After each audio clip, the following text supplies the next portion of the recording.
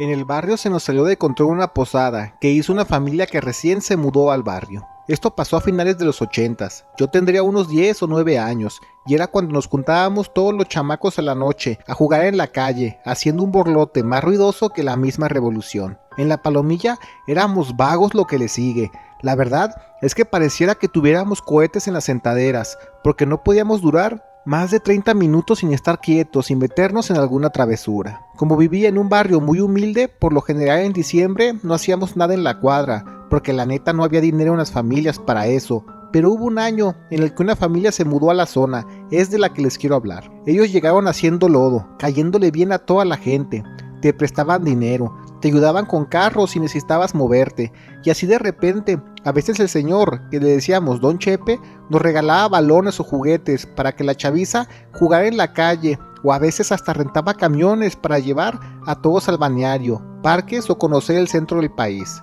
Ellos eran una pareja de señores ya entrado en los 60 años, y siempre decían que ellos apoyan mucho la cuadra, porque están muy agradecidos con Dios, ya que tuvieron un hijo que nació enfermo de una distrofia, y prometieron que si él lograba curarse para llevar una vida plena, le echarán la mano a quien lo necesitara, porque al cabo dinero le sobraba. Cuando llegó diciembre, la pareja de señores dijeron que iban a organizar una posada, y que por los bolos, la cena y lo demás no nos preocupemos, solo que las familias deben prestar sus casas para los rezos.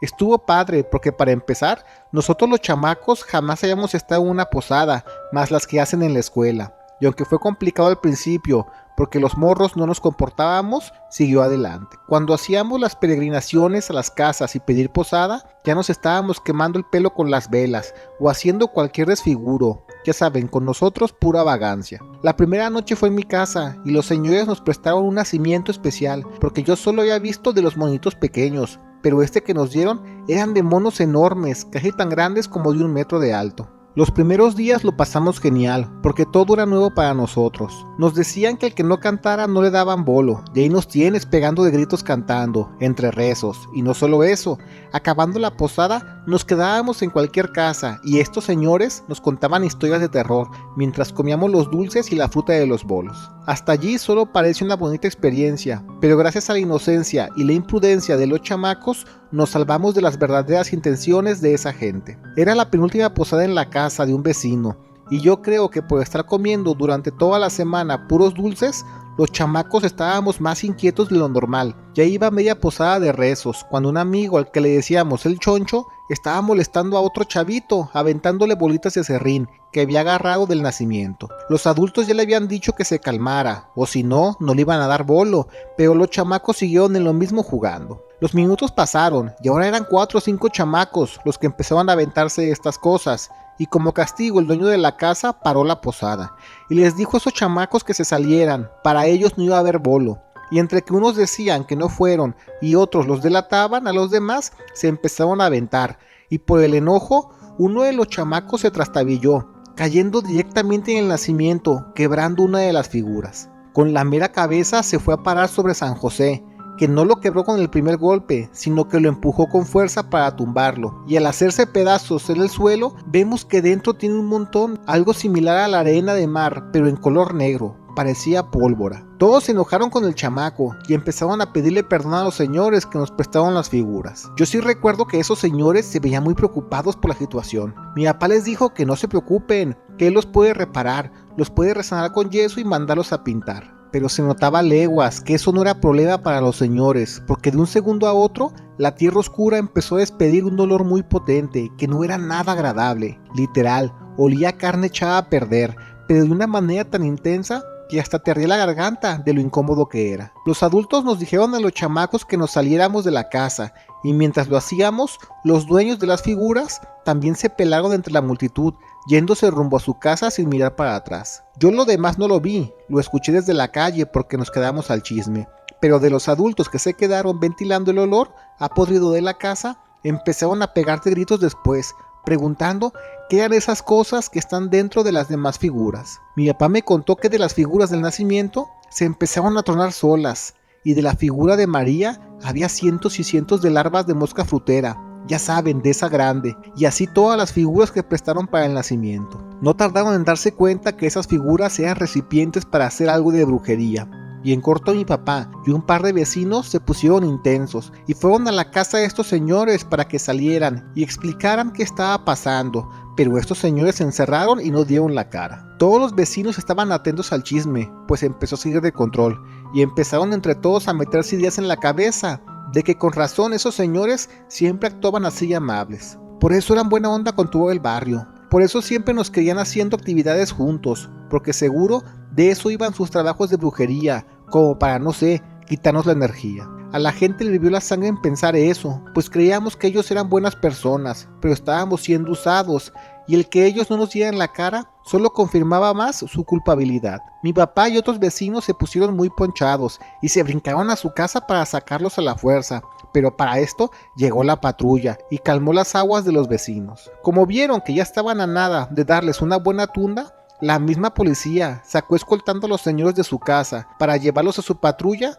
y así salvaguardar su integridad. La policía nos decía que no había nada que perseguir de manera legal, pues esas cosas de brujería no funcionan como prueba para llevarlos al bote. Y lo que se hizo en el barrio fue quebrar y echar las figuras del nacimiento en un tambo para prenderles fuego y rezarles todo mundo. Ya no se vio a esos señores en la zona, pero como a los 5 o 6 meses de la situación, en una ocasión llegó un vehículo de mudanza enorme, y mi papá vio que el señor, que rondaba entre los 30 y 35 años y estaba, digamos, gestionando a los trabajadores, tenía la misma cara del señor que nos jugó chueco con la brujería. Pensando que seguramente era su hijo, fue a hacerle frente. Mi papá habló con él y resultó que sí, era su hijo, el mentado hijo que dijeron que había nacido enfermo pero se curó. Él no se dejó amedrentar por mi papá y le dijo que para empezar no quiere problemas. Él solo quiere sacar las cosas de la casa porque la acaban de vender. Y sobre sus padres, él no tiene la menor idea de dónde están. Lo último que supo de ellos fue hace 3 meses, que estaban viviendo en Monterrey y nada más.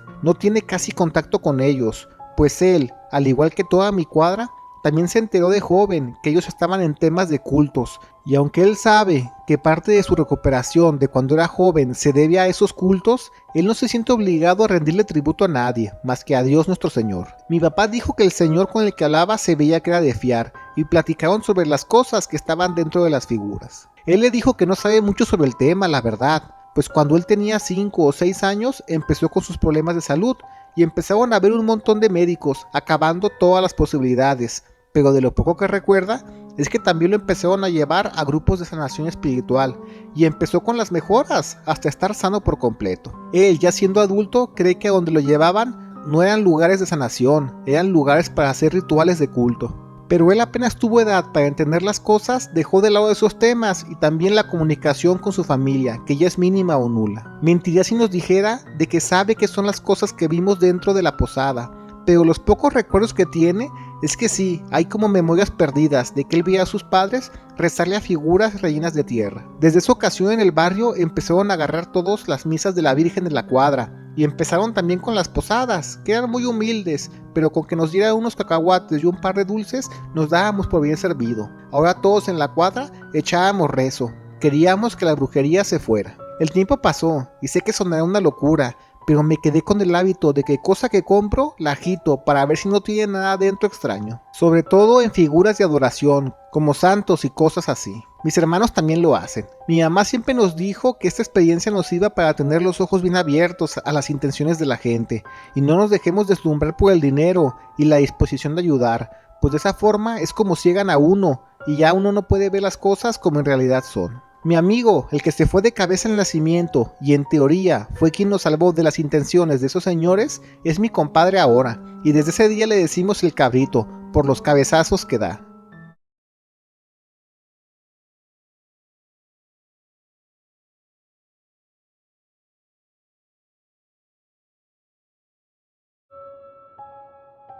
Trabajé más de 5 años como acompañante en Tijuana, ya sea dentro de los bares, casinos o en la misma calle buscando clientela, y aunque sabía que era un trabajo muy peligroso, yo siempre fui de la idea de que para estos negocios hay que estar con los ojos bien abiertos y no dejarse cegar por el dinero, la apariencia o los vicios. Obvio, esa experiencia la obtienes en un par de años y durante ese tiempo puedes tener errores, como los que yo tuve al contar con un cliente que me hizo ver mi suerte y casi pierdo la vida. Yo tenía 22 años y empecé trabajando en una zona muy conocida de la ciudad, donde la fiesta nocturna está a tope, y como solían ir muchos jovencitos gringos y pagaban siempre en dólares, siempre me iba para allá. Me empezó a ir tan bien, al grado que hasta ya pude salirme de la casa que compartía con unas demás amigas y me fui a rentar solo un departamento. Tenía mis clientes regulares y hasta solo darle servicio a ellos podría llevar una vida tranquila, pero por la avaricia seguía yendo a la zona de bares. Una noche ofreciendo jale me percaté que había un señor gringo de unos 45 o 50 años que me miraba desde la otra esquina ya hace un par de horas. Era un señor muy atractivo, estaba bien vestido y pensé que allí podía haber buena paga y hasta negué unos cuantos servicios esperando a que él se me arrimara y por fortuna así fue. Llegó y con un español entendible, pero con el típico acento chistoso de los gringos, me quiso sacar plática. El señor olía riquísimo, con buen cuerpo y estaba muy bien vestido. Me dijo que se estaba quedando en tal hotel y que podíamos ir allí. No me dio chance de explicarle la tarifa cuando me estiró la mano y me dio 2 billetes de $100. Y mientras, al oído de una manera coqueta, me decía que había más si me portaba bien en su hotel. No hombre, pues nos fuimos para allá. Y una vez en su habitación, él me dijo que primero se metiera a bañar y que yo podía tomar lo que quisiera del minibar. Saqué un par de cervezas y me las tomé mientras hacía tiempo, y cuando salimos empezamos con el servicio, y con él todo era muy intenso, pero de manera muy romántica. Yo pensaba que hasta no era necesario que me pagara lo demás, pues lo estaba pasando súper bien con sus atenciones, porque repito, era un señor muy romántico. Me dijo que me quedara hasta que él dejara el cuarto, pues a las 8 de la mañana tendría que cruzar la frontera para ir a San Diego y después tomar un vuelo que lo llevará a Texas. Con gusto me quedé con él y fue tanto el cansancio de pasar la noche con él que lo que nunca debes hacer en estos servicios, quedarte dormida en casa ajena. No fue mucho, fueron un par de horas, pero cuando lo hice me desperté muy asustada pensando lo peor. Pero el señor estaba como si nada, a un lado mío de la cama, viendo la tele y abrazándome. Le comenté que me iba a bañar para antes de irme, y cuando me daba el regaderazo, veo que tengo puestas 2 cadenitas de oro, ambas con un dije que tiene un símbolo de unos triángulos entrelazados. Una cadenita la tenía en la pantorrilla izquierda, y la otra puesta en el cuello. Al salir, le dije que si él me las puso mientras dormía, y me dijo que sí, que las había comprado para una amistad que iba a ver aquí, pero que salieron mal, y es por eso que acabó buscando diversión conmigo, y como lo pasó muy bien y yo le caí súper bien, dijo que me las regala, pues esto era una ocasión especial. Yo estaba como niña de secundaria, toda emocionada y enamorada por las cosas que me decía, y le agradecí el bonito detalle. Me dijo que no me las quitara, o no al menos hasta la siguiente luna, porque así se cargan de energía, y me empezó a lavar la cabeza con ideas de que se iban a cargar de amor y pasión, como la que vivimos ese momento, y como a mí me gustan los temas esotéricos, me emocioné por el trasfondo de lo que me contaba. Hasta hicimos un pacto de que no me las quitaría jamás, hasta la próxima vez que nos veamos, y me dijo que en 2 meses vendría de nuevo, exclusivamente a verme. No sé qué tenían sus palabras, que me hacía sentir completamente enamorada de él, pues su forma de expresarse, su sonrisa, cómo me tomaba la mano al hablar y el cómo olía me tenían completamente loca por él. Sé que ya lo dije en un par de ocasiones, pero su olor era algo que me dejaba hipnotizada, olía riquísimo el señor. Cuando se fue me dio $300 más y nos despedimos con un apasionado beso. Yo pedí un taxi que lo ruleteaba un amigo y me llevó a mi casa a descansar, porque no era broma que el señor me había dejado como venado aprendiendo a caminar. Me fui a acostar y no tenía ni 1 hora dormida cuando me marcan a mi celular y era una amiga que también se dedica a la compañía, diciéndome que estaba abajo del edificio esperando que le abriera la puerta. Allí voy toda adormilada y al recibirla me dice que está muy asustada, pues digamos que el que es su novio le reclamó unas cosillas y salieron de bronca, pero ella siente que se pondrá muy peligroso el asunto y por eso no se le da a pensar y se va a ir a Nuevo León de regreso a casa hasta que se calmen las cosas. Le dije que no hay bronca, que puede pasar aquí la noche y yo me fui a dormir otra vez. Me desperté como a las 10 de la mañana porque mi gato ya me estaba pidiendo comida y lo primero que veo al despertar son mis gavetas abiertas de todos los muebles. Le grité a mi amiga que si seguía en la casa, pero ya se había ido y revisando las cosas, la muy ratera me había esculcado mis cosas buscando cosas de valor. Se llevó un dinero que tenía guardado, alhajas, lo mejor ropa que tenía, y tocándome el cuello me di cuenta que me había arrancado la cadenita que mi ligue gringo me regaló horas antes. Me puse como loca del coraje y por más que le marqué a mi amiga o conocidos en común, nadie supo darme razón de ella, ya se había pelado. Ya ni el coraje, pero lo que más me dolió fue la cadenita de mi ligue y pensando que podría ser para repararla, Me la quité, la que tenía en el tobillo. Esa seguramente no la vio mi amiga, porque si no también se la lleva. Y lo que hice fue dejar la cadenita en el mueble, enfrente de la cama, para que en una oportunidad ir con un joyero, para que me hiciera una cadena igual, pero de cuello, y así mi ligue no se diera cuenta que no es lo original. Me regresé a dormir, y así pasaron las horas, hasta que me despertó por segunda vez el celular. Era Sarita, la señora que me ayuda con el aseo, diciéndome que si era necesario que fuera a la casa, y mientras hablaba con ella, veo que hay una línea de baba con sangre que sale desde mis sábanas en la cama, bajando por la misma cama y subiendo por el mueble que tengo enfrente. Pegué tremendo grito al ver eso, porque pensaba que yo estaba lastimada. La línea de sangre salía de mis partes, y viendo dónde acababa, era dentro del alajero, donde se había metido la cadenita que me había dado el señor. Para esto, todo esto pasó mientras yo estaba con Sarita al teléfono, y como ella me escuchó pegando de gritos, me dijo que en 10 minutos llegaba a la casa. No tuve valor para abrir el alajero, y cuando llegó Sarita y vio toda la situación, ella no se hizo chiquita, y en corto se quitó su escapulario y se lo enredó en la mano, y me dijo que me hiciera para atrás, pues eso se nota que son cosas del diablo. Abrió el alajero y se los juro por Dios que me mira. Había un gusano grande, de color verde tornasol, lleno de baba roja. Sarita me dijo que dejáramos eso allí, que lo primero era llevarme al hospital para ver si no tengo algo malo, y gracias a Dios no tenía absolutamente nada. La ginecóloga me decía que no duda que lo que le decimos del gusano sea verdad, pero que lo que responde salud estoy muy bien. Aún así me hicieron un montón de estudios, y ya de camino a la casa ya más relajada, pensamos qué hacer con el gusano, y Sarita me dijo que debemos que quemarlo con todo lo que hay dentro. Ella lo hizo, nos subimos a la azotea del edificio de los depas y de nuevo se los juro por Dios, que cuando se prendió se escuchó el grito tan fuerte y claro de una persona adulta, y yo mirando desde las escaleras empecé a llorar del miedo, pues era imposible creer que el gusano lloraba como persona. Sarita me dijo que sabe que tengo una vida peculiar, y no es quien para decirme cómo debo llevar mi vida, pero por lo que le conté, debo tener más cuidado con el tipo de gente que le ofrezco mis servicios, porque este mentado gringo que me dejó súper enamorada, sin dudas me había hecho un trabajo para incubar esa cosa en mi cuerpo. No sabemos qué pudiera hacer, pero mira si Dios tiene formas extrañas de cuidar a la gente y trabajar, porque si no fuera por mi amiga la que me robó las cosas, quizás no lo hubiera contado, ese gusano seguiría dentro de mí. Sarita me decía que ella cree que el gringo me puso las cadenas en el cuello y pantorrilla para que ese gusano se quedara en el punto medio de mi cuerpo, y no sé, quizás era para incubarlo en el vientre o en el estómago. Pero al no tener la cadena en el cuello y dejar la cadena de la pantorrilla en el mueble, este ser extraño se fue tras él. Yo estaba tan asustada que le dije a Sarita que no se fuera de mi casa y se quedara conmigo hasta que llegara otra amiga, pero esta sí era de confianza, esta no me iba a robar, y así yo no pasaba la noche sola en el departamento. Pasamos la noche juntas, y entre la plática me dijeron que no debería ver ya al gringo cuando regresara, o mejor aún, debería hacerle frente, para lo que sea que me quería hacer, no se lo hiciera a alguien más. Ya pasando los días me fui calmando, y como en ese mundo de la noche conocía a mucha gente que trabaja en malos tratos o la maña, les comenté un par mi situación. Ellos me dijeron que cuando llegue el momento estarán por la zona para estar atentos a mis necesidades y que me tiran paro, para lo que sea, con ese gringo. Cuando llegó la fecha recibí un mensaje y era el señor gringo diciéndome que me esperaba para verme esa noche, pero fue tanto mi enojo por haberme usado para sus brujerías que no me aguanté las ganas, y le dije que ni se aparezca, porque ya sé que me quiso jugar chueco, y si pone un pie en la zona, mis amigos se van a encargar de él. Y no solo eso, la mendiga cosa horrible que dejó dentro de mi cuerpo, ya logré sacarla, y me deshice de ella.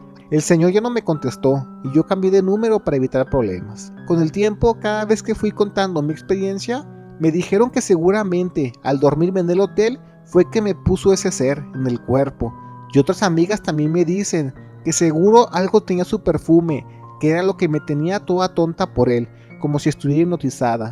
Pero ahora sí que de todo se aprende, y desgraciadamente por las malas se aprende mejor. Yo le paré un rato a trabajar de compañía, un par de meses, pero cuando regresé ya lo hice más atenta, y no volví a tener ningún problema de ese tipo. Y de lo que pasó, le quiero agradecer a mi amiga la ratera, que haciéndome la maldad me acabó salvando la vida.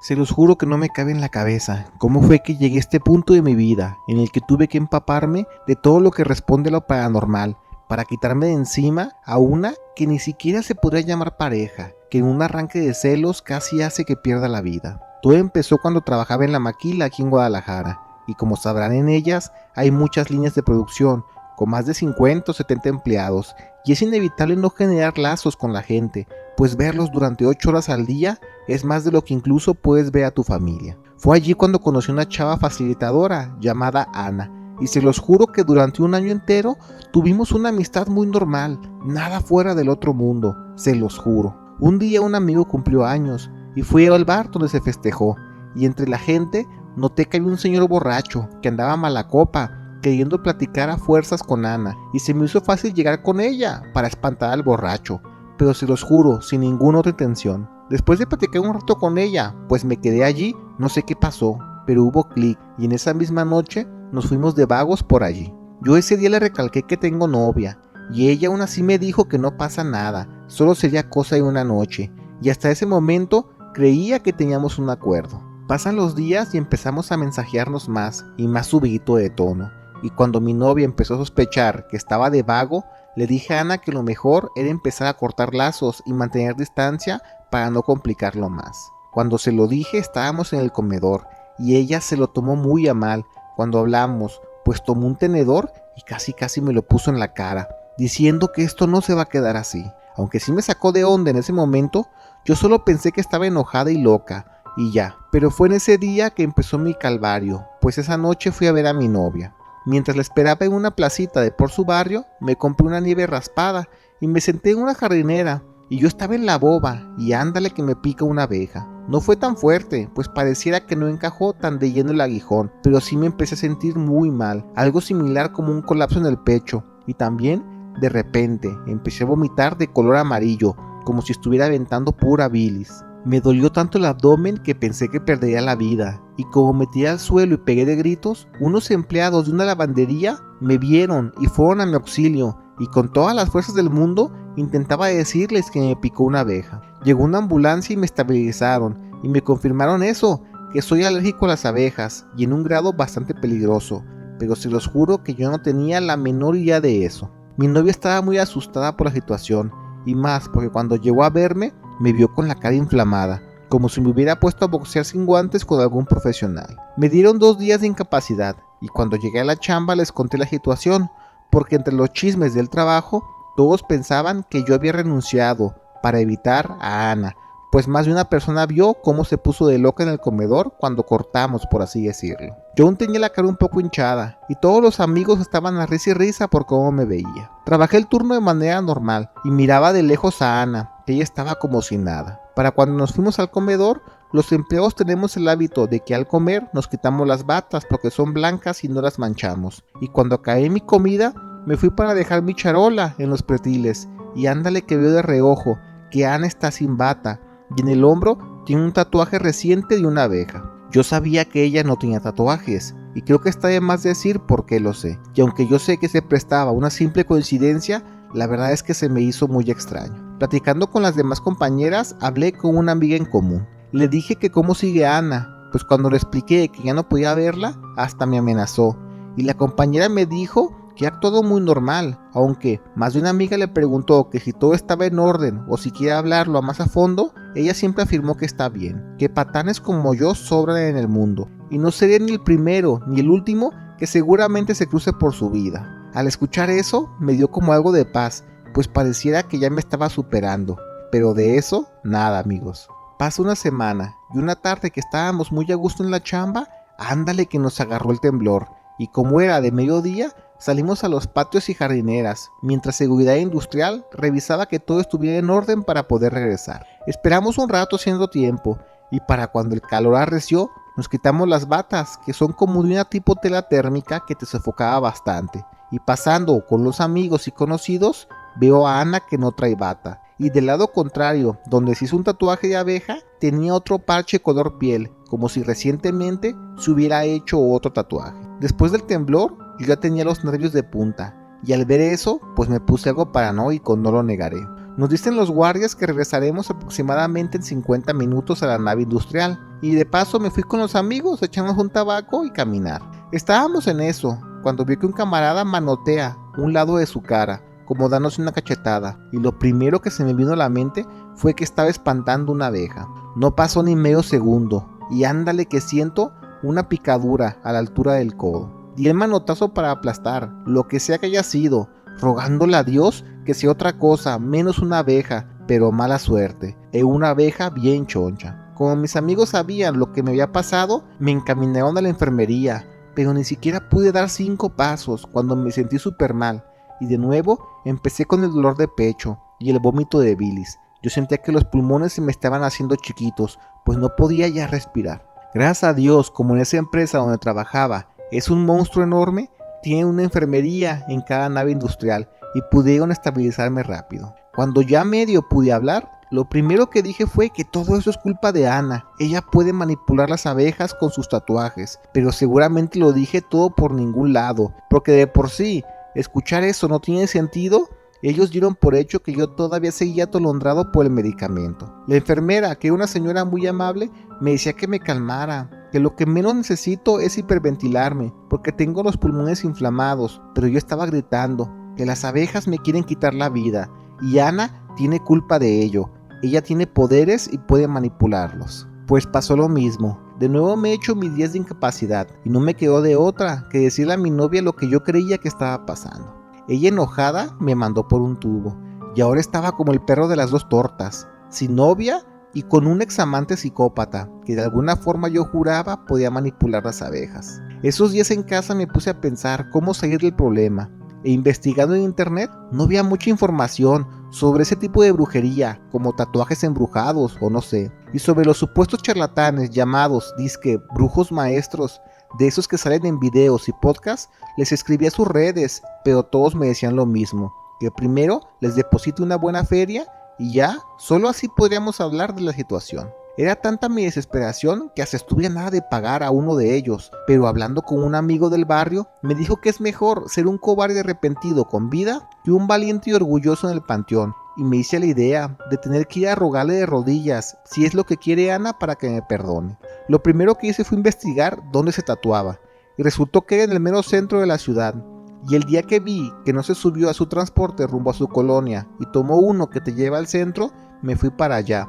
Y de esa manera descubrí que ella se iba a hacer un tercer tatuaje. Cuando entró al salón, yo entré después, y le dije casi llorando que me perdonara, pues es que ya no puedo más. Ana no dijo nada, de hecho yo sentí que me vio hasta con pena, pero en ese momento el chavo que le iba a tatuar pensó que yo era alguien como tóxico, y me corrió de allí diciendo que le hablará a la patrulla, y también le decía a Ana que no se preocupe, que mientras él esté allí, ella estará a salvo. Yo me fui de allí para evitar problemas, porque pensé que me llevaría a la patrulla, así que mejor me quedé a 2 cuadras del local, viendo de lejos a qué hora salía para seguir con mi súplica de que me perdonara. Pasaron 2 horas y vio que sale Ana, pero lo hace con el chavo tatuador, y se encaminaron a un café bar que está como unas cuadras de allí. Yo sin ningún gramo de pena los abordé dentro del café, y le hice la llorona a Ana para que no se hiciera más tatuajes. El chavo tatuador me dijo que ella no se hizo nada, solo preguntó por una tercera cotización, pero que no se tatuó, y que la neta mejor me vaya, porque si no, me pondrá una buena tunda, y fue así que mejor me retiré. Me fui a la casa mirando para todos lados y asustado, pensando que podría ser una abeja. Al siguiente día en el trabajo, voy y busco a Ana, y le dije que necesito hablar con ella, pues es que la verdad no es justo, ella no puede tratarme así, porque yo jamás le mentí en ningún momento. Recalqué que lo de esa noche fue decisión de los dos, y mientras le decía todo eso, Ana me miró con desdén y me dijo que por favor no le vuelva a hablar de esos temas, pues ella ya tiene novio y no quiere que esto se salga de contexto. No sé por qué al escuchar eso me dio tremenda paz, porque según yo, ahora si va a estar de loca con otro compa, pues pobre de él, al menos yo ya estaré fuera de su radar.